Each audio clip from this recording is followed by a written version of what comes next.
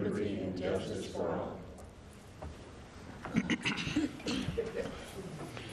Welcome everyone to our May Parks Board meeting. I will first read the appeal of decisions. Pursuant to the provisions of 2.68.030 of the Metropolitan Code of Laws, please take notice that decisions of the Metropolitan Board of Parks and Recreation may be appealed to the Chancery Court of Davidson County for review under a common law writ of certiorari. Any appeal must be filed within 60 days after entry of a final decision by the board. Any person or other entity considering an appeal should consult with an attorney to ensure that time and procedural requirements are met. We will move to the consideration of minutes. Do we have a motion? Second. Are there any discussion or changes? All those in favor? Aye. Opposed? The minutes carry. Today we have Councilman Bill Pridemore with us, representing the 9th District, to address the board regarding Peeler Boat Dock. Councilman Pridemore, welcome. Thank you.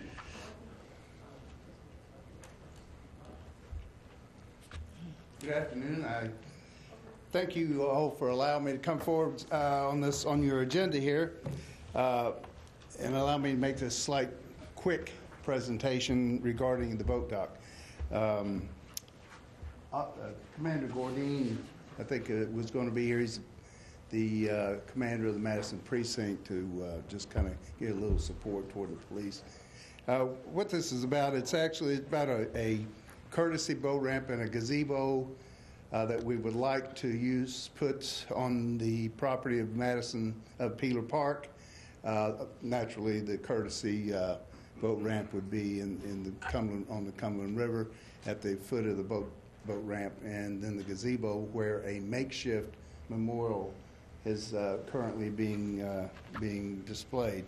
And it is, again, as most of you know, on February 2nd, 2017, Officer Mumau and Officer Nick Diamond and Trent Craig responded to a call at the boat ramp where a mentally distraught female was in the car attempting suicide. And during that time, while Officer Mumau and Diamond and Craig were trying to get her to safety, she backed the car into the river, and the officers went in, and unfortunately, Officer Mumau lost his life. So we'd like to, what I'd like to do for the city of Nashville and for the parks is to make that courtesy boat dock and also the gazebo on the property. We have a picture here, a photograph, if anyone would like to see it, of an inch into what we plan on doing for that area. If you'd like to. Yeah, we'll pass it around, be great.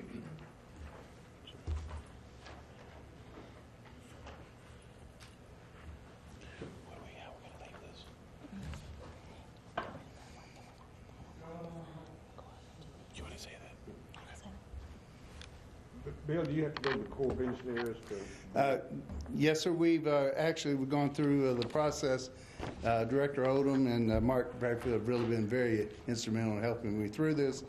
There is a letter requesting, I think it's in the land use development of Corps of Engineers, that's been submitted to them for this. Also, we have as far as my attempting to get funding, several different avenues. But if I'm needing an entity, I'm in discussions with the Fraternal Order of Police now to see if they can assist in me using that be the outlet or the collection point for any funds that are donated. All the funding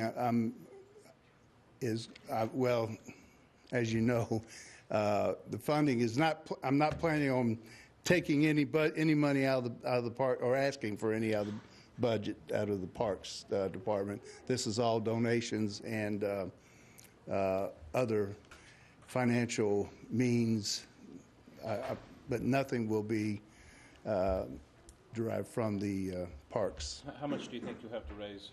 We're looking between $30,000 to $40,000. It's,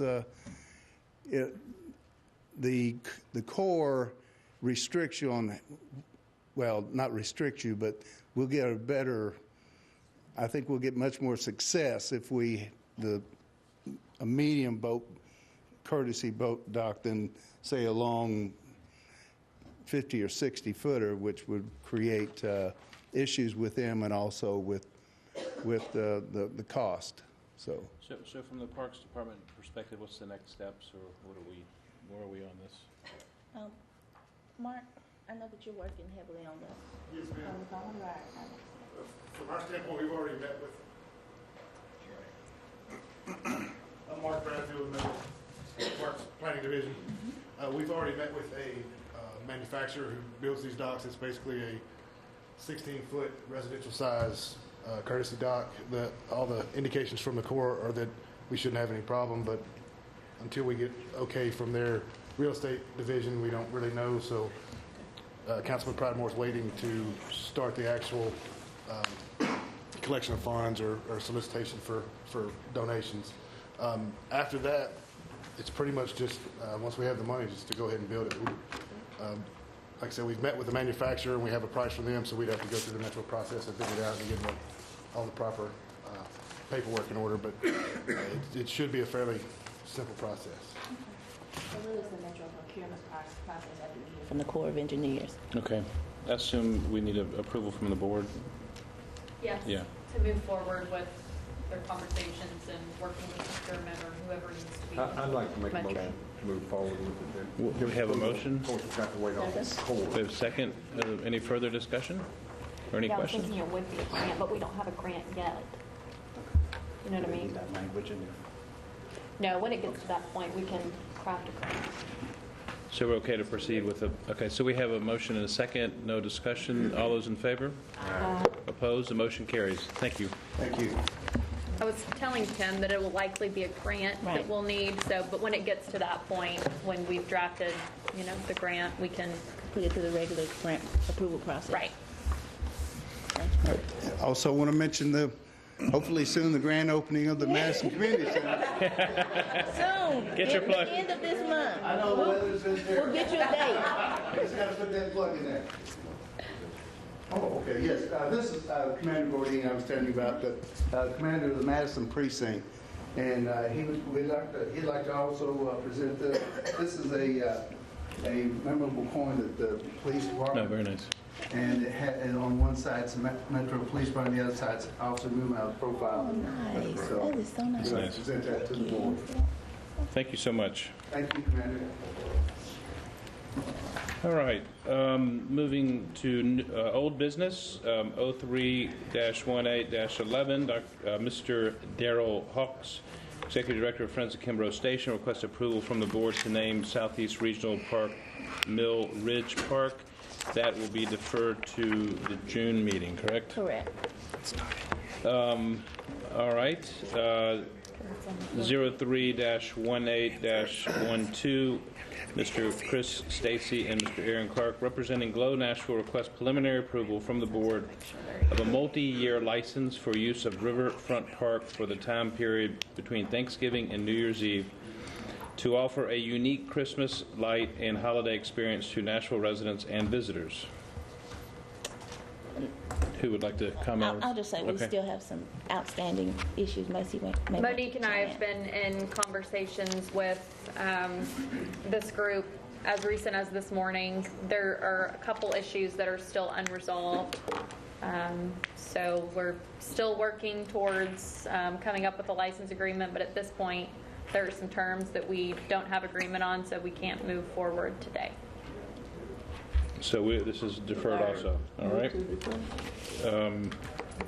Do we need a motion to defer, Casey? Yes, please. Second? Macy, I'm sorry. A second? All those, any discussion? All those in favor? Opposed? The motion is deferred.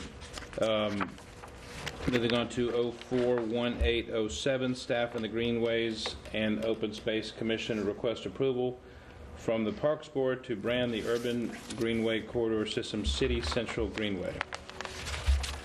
Defer to Hey, June. We're going to defer that to June. Naming committee. It has to go in front of the naming committee.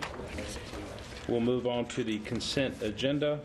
I will entertain the entire consent agenda if that is acceptable to everyone. We have a motion to accept the consent agenda. Second? We have a second. Any discussion? All those in favor? Opposed? The consent agenda carries. Moving to new business.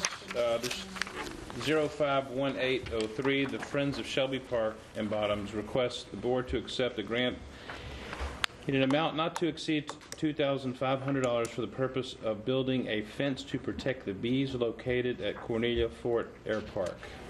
Tim? Tim? Friends of Shelby Park and Shelby Bottoms, working with Denise Wire at the Shelby Bottoms Nature Center, have installed beehives at Cornelia Fort in Shelby Bottoms. And this is, and the beekeepers and Denise have identified the need to put a fence around it, actually more to protect the bees than the public, so people don't mess with it. And Friends have generously offered to fund that fencing. Any questions? Entertain a motion? Move to approve. A second? Any discussion? All those in favor? Opposed? The motion carries. 051804, Ms. Jennifer Barnett Cohen, representing the Garden Club of America, requests the board to accept a donation in the amount of $2,000 to the Metro Parks Gift Fund to support the improvement of parks in Nashville. Is Ms. Cohen here? She is not. No. She is Tim. not. That's Tim as well. Tim?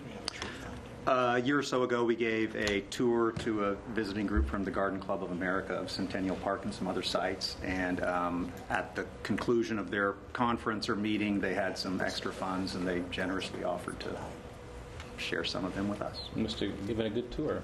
Move to accept the donation. We have a motion to accept. Second. Any discussion? All those in favor? Opposed? The motion carries.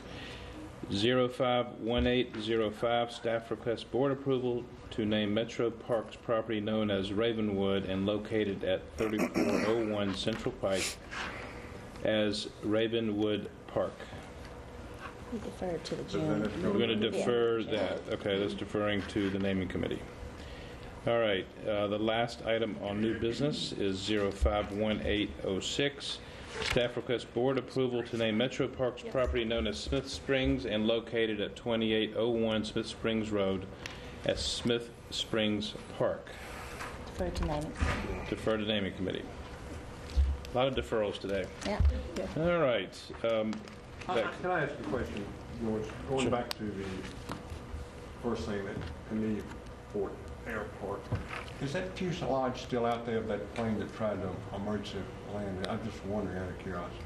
It still is, sits and out it is now owned by Friends of Shelby Park and Shelby So Bottoms. they did inherit that. So it never left there.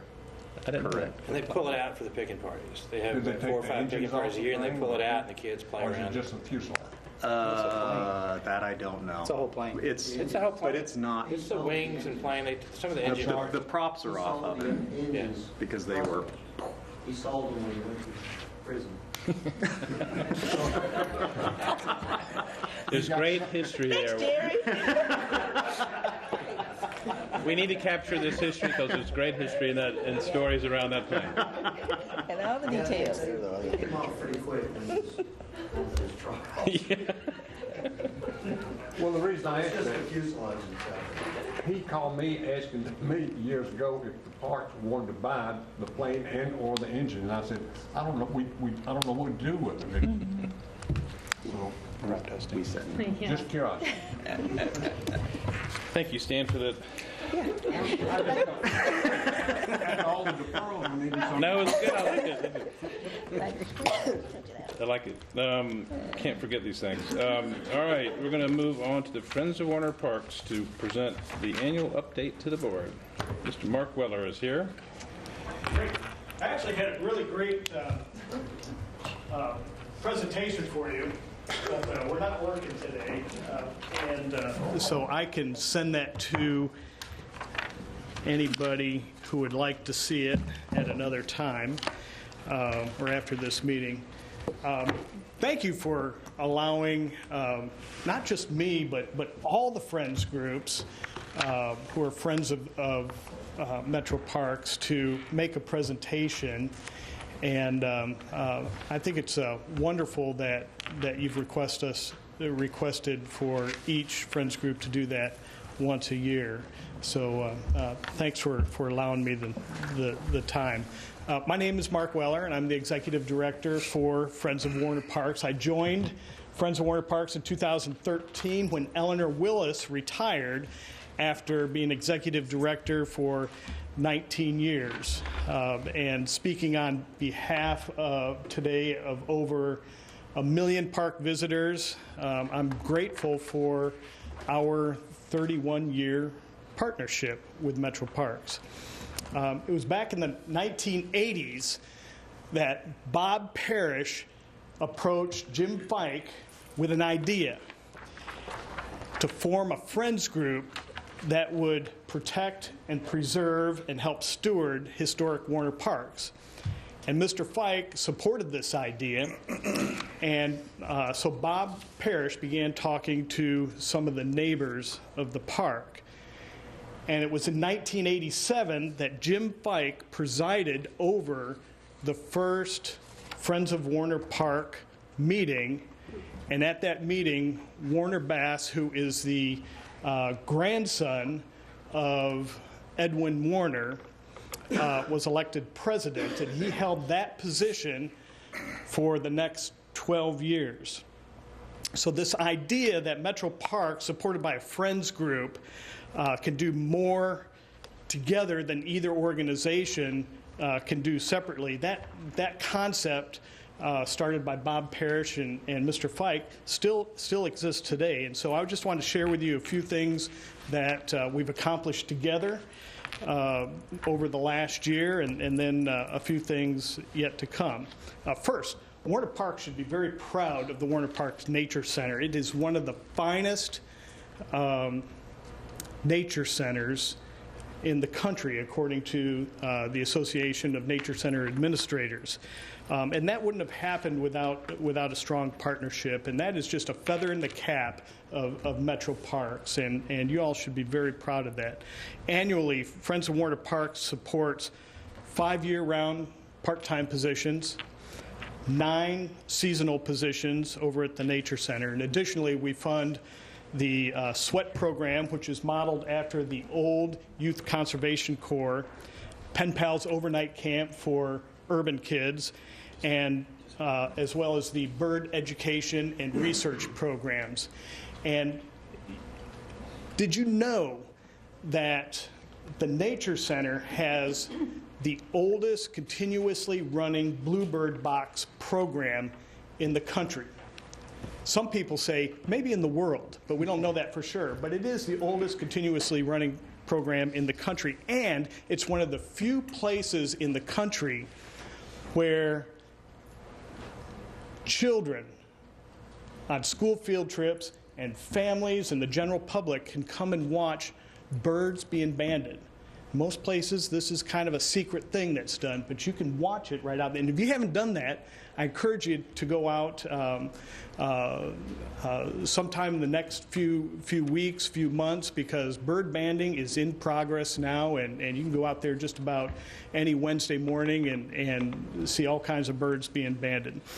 I want to take a moment just to celebrate several unique things that were accomplished together over the last 12 months, and I'll quickly hit some highlights. First of all, the Birch Reserve opened, and thank you, Monique, and thank you for everybody for coming out to the Birch Reserve ribbon cutting. Jackie, thank you for helping coordinate that, and it was just wonderful. It was great to have the mayor there, and Warner Bass spoke, and Monique spoke, and the mayor spoke, and that project and that idea has been coming along for 10 years. We finally got it done and got it accomplished. So thank you for everything that you all did to invest into that new piece of property. And with that piece of property, Warner Parks is now almost 3,200 acres, which makes it one of the largest metropolitan parks east of the Mississippi River. Again, another feather in the cap of Metro Parks. We also worked together and linked arms to build a horse stable. Some of us would call it a barn. Some of us would say the barn is a four-letter word. But together we were able to work together to build this new horse stable for the Mounted Patrol Unit of Metro Parks. And we're just thrilled that they will be able to have a brand new barn for their use. Also, recently, the historic sandstone gates at the entrance of Percy Warner Park, which are at the end of Belmead Boulevard, these were built in 1932 and built and dedicated in 1932. And it was actually the people who cut the ribbon was Mary Louise Tidwell, who was the daughter of Luke Lee, and John White, John Overton White, who was the son of Percy Warner, grandson of Percy Warner. I'm sorry, getting those mixed up a little bit, but the sandstone gates have been fully restored. They were in a deteriorating condition, and there were some friends, some neighbors who saw the deteriorating condition and said, we want to step up, we want to help. Thank you, Tim. Mark is gone, Jim, and everyone who helped out with that project. But that was a big project, and we're thrilled that that project is nearly complete. So watch for another ribbon cutting ceremony coming up in June. Another project where we linked arms together that was accomplished just recently is new exhibits at the Warner Park Nature Center. And the exhibits there were 15, 16, 17 years old. They were tired, and working together, all new exhibits have been put into that facility. Last year we celebrated the 90th anniversary of Warner Parks and the 30th anniversary of Friends of Warner Parks, and I have a book that I'll leave with you that some of you have already seen, but this is just a publication of the history of Warner Parks that was published last year, and I'll leave that with you. And just wrapping up, Friends is best really at coordinating and volunteers. And last year, Friends of Warner Park coordinated 3,100 volunteers who worked over 9,000 hours at a value of just about $225,000, and that's a lot of volunteer investment into the parks. Looking ahead to this year and beyond, we're working together currently on a stream inventory in Warner Parks to identify segments that are potentially eligible for future mitigation and restoration. We're linking arms on trail signs and other wayfinding signs. We're teaming up to control erosion on the trails, which are being loved to death. And we have a dream. You've heard the dream. We have a dream of a nature preschool, and hopefully we can continue to move forward on that as a model that can be used at other Warner Park or other Metro Parks facilities throughout the city and throughout the county. We're also working together on the dream to restore the historic alley staircase at the entrance to Percy Warner Park. That staircase was designed by renowned architect Bryant Fleming, who also was the architect for Cheekwood. And finally, we're collaborating together to update stewardship goals and develop a strategic plan for the next 3 to 4 years. So that's a few of the highlights, and I have a more detail in a little year in review that I can leave with y'all. And if you have any questions, let me know. So, Mark, how many members do y'all have? Which is good, How many maybe. members? Yeah. Friends of Warner Parks currently has 900 members, over 1 million visitors a year, 900 members. However, that said, we have about 1,800 people who contribute annually to Friends of Warner Parks. And some people might ask, well, where do the funds come from?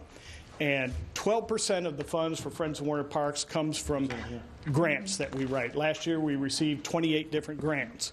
Another 23% comes from local companies, and 65% comes from individuals, people who love the parks. Other questions? Any questions? Thank you for that great report. Thanks. Being such a great partner. Full Moon Picket Parties begin in May, and so hope you all come out and join us. If anybody needs tickets, let me know. Thank you.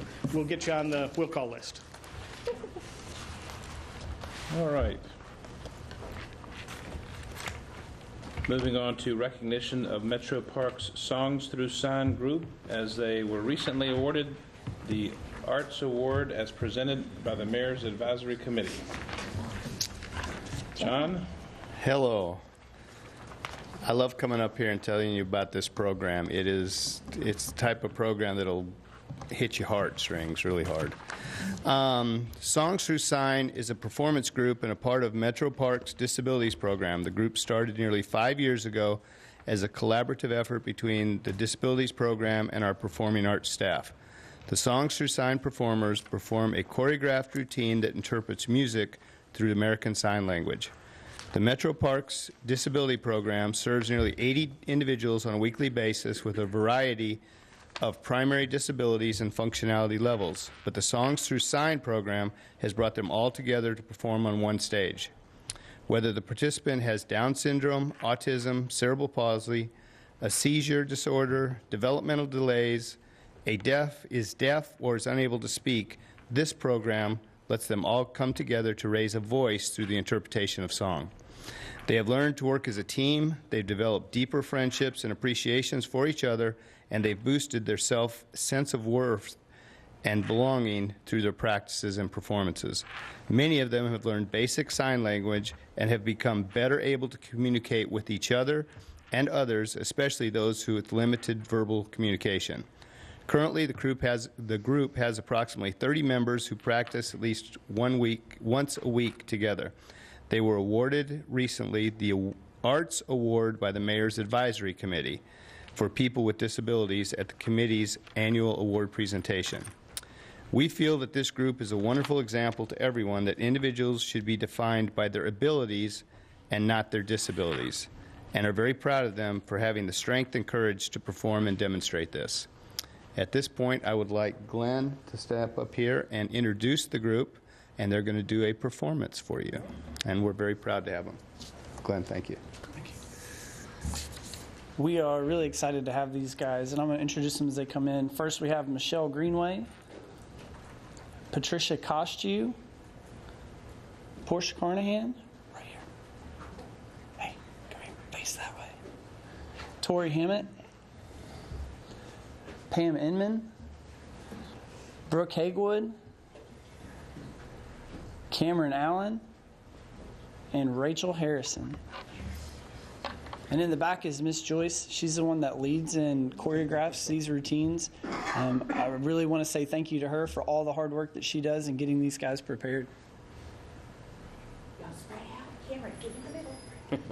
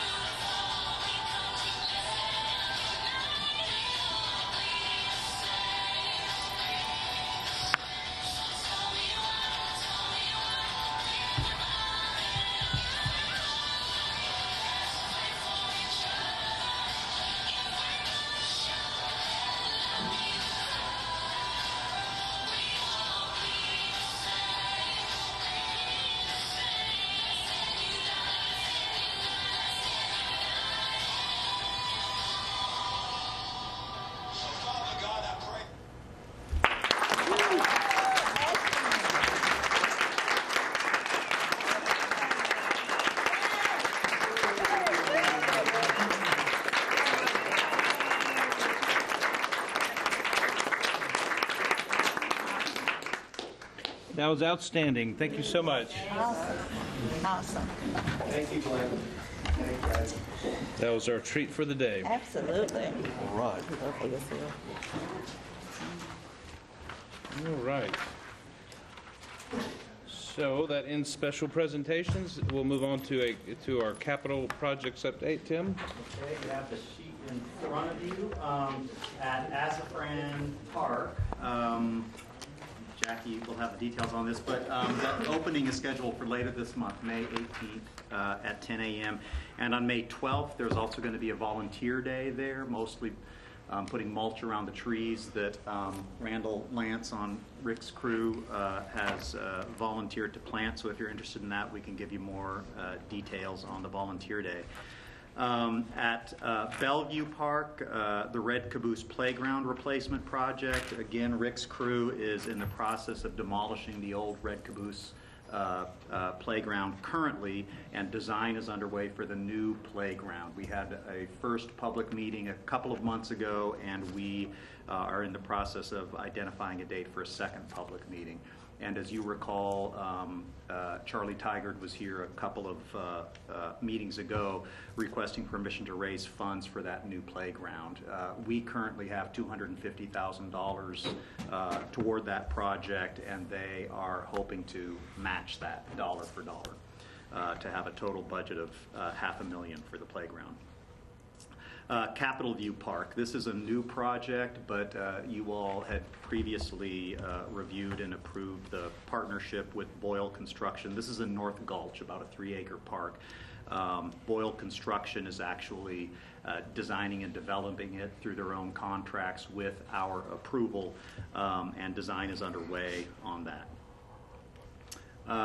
Centennial Park Master Plan Phase 2, it's still in the queue at purchasing for construction, but one thing I did want to mention is that the Phase 1 work, which included Cockrell Spring, Musicians Corner, and some of the work around the Parthenon, just received CITES certification gold.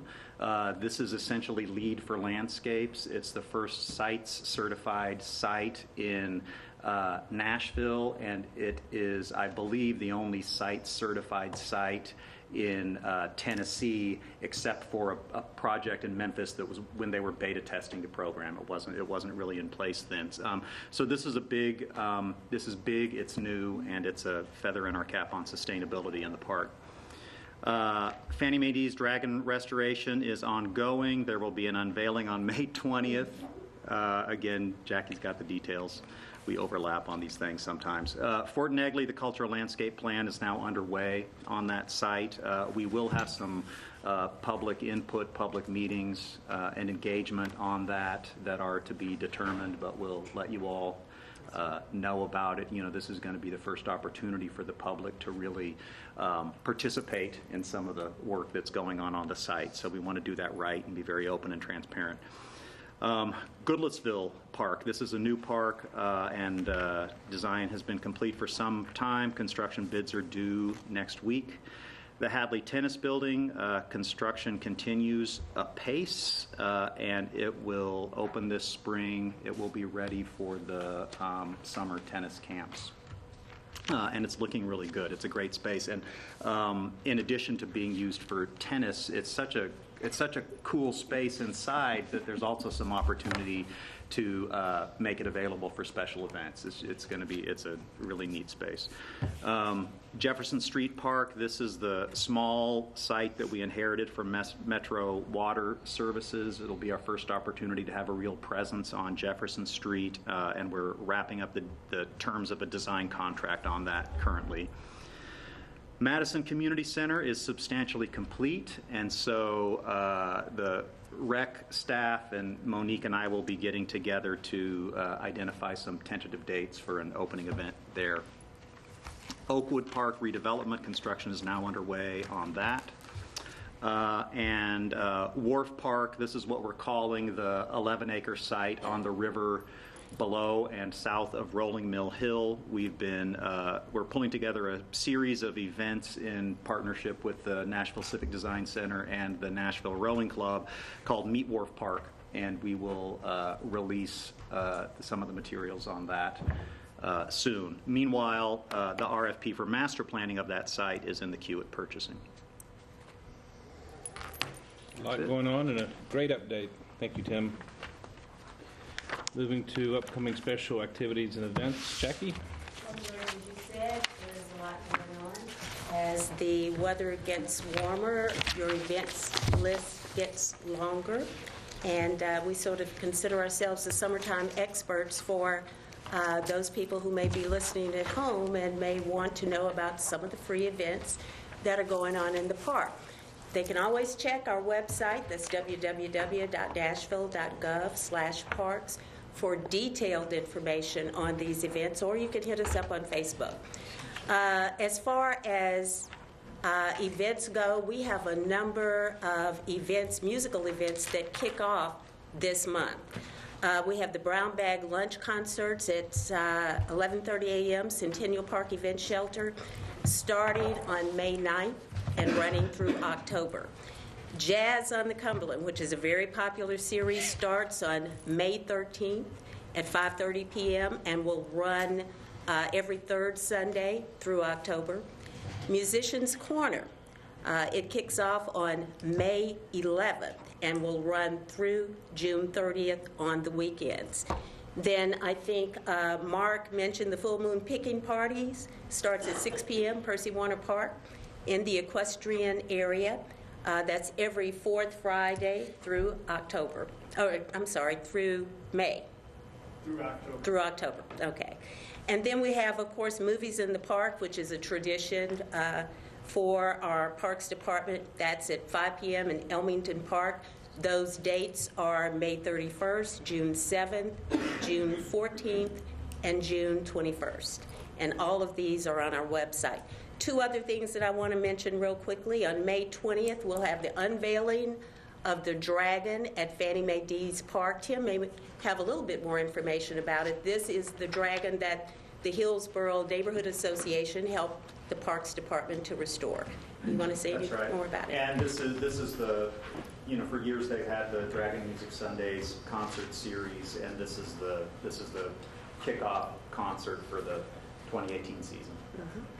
And that will be a part, as he said, of the Dragon Music Sundays in Fannie Mae Dees Park. The actual concert itself starts at 4 p.m. And then on May 18th, 10 a.m., the grand opening of Sassafras Park. And we do that in conjunction with Conexion Americans. So again, anybody who wants detailed information on any of our events, feel free to go to our website, nashville.gov/parks. George.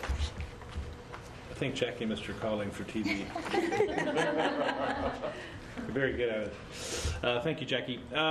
So we're moving on to any department updates. Anyone? Jim? You gave us your update, Rick. Jim did correctly point out to me that actually Parks does the Dragon Music Sunday series. Okay. Glad somebody's talking about it. That's right. All right. Moving on to the report of the director. All right, thank you very much. As you all may know from the announcement that I think we received yesterday, and our senior staff became aware last week, we will be welcoming Shanita White to the Parks team as Assistant Director of Finance and Administration for our department. Shanita's here today. I'm excited to bring Shanita aboard. She has been with Metro for 16 years and has experience, or she's coming from the Finance Department in the Office of Management and Budget. One of her primary duties was preparing the budget ordinance, which is the governing document, financial governing document for Metro. She also has experience in internal audit and other financial areas, and I'm excited to bring Shanita aboard. I think she'll be a real asset to our department and to our team, and she will begin on Friday. We look forward to working with you. Absolutely. Next time you have to sit on this side of the room. Yeah, you'll be on this side Yeah. next time. Yeah, next month. Yeah. I also want to remind everybody that our council budget hearing is May 22nd at 4:00 p.m. in the council chambers. That should be fun. What's your time, man? 4:00. You said May 22nd? May 22nd. Okay. And then finally, I just want to bring your attention. I know the mayor's office has already issued a press release about this, but I think our Parks Department team and everybody who helps the Parks Department needs some special kudos for this. But the mayor's office did their first ever Nashville-Davidson County resident survey, and it was a survey to, of course, Nashville residents about Metro government services and Nashville in general. I think the details of it are online, but the important part to me is that the Parks Department was one of the departments that got extremely high scores on that in terms of community appreciation and the work that our department does. So I want to again thank everybody on our Parks Department team, the Parks Board, and all of our friends and supporters for helping us do the job that we do. This survey, they'll continue to do 3 more of these surveys. They're quarterly, and I know the mayor's office wants to expand the reach of the survey, and so they will potentially do that. But I did want to mention that our department was very successful. Had a good showing in this survey. And again, thank you to everyone. That's it. Thank you, Monique. Are there any other announcements, future agenda items? Otherwise, I'll entertain a motion for adjournment. I'll move. Where's the Jefferson Street?